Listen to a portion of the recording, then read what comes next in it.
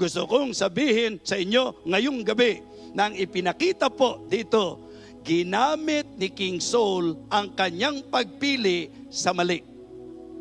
Yes, pwedeng mangyari yon na may choice ka pero mali ang pipiliin mo. Tama?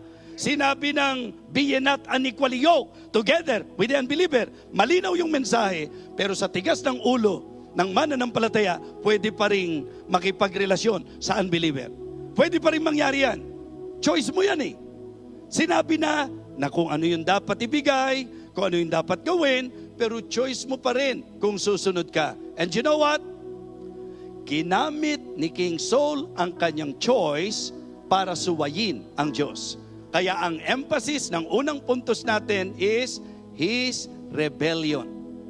Yung kanya pong rebellion. Yes, ang mga Kristiyano na hindi nakinig sa salita ng Diyos, yung mga Kristiyano na hindi sinunod ang salita ng Diyos, ang kaso natin, rebellion. Kasi akala natin pagka-rebellion, yung nagsasalita ka ng masama. Akala natin pagka-rebellion, yung naghahanap ka, okay, rebellion po yun, pero hindi lang po yun.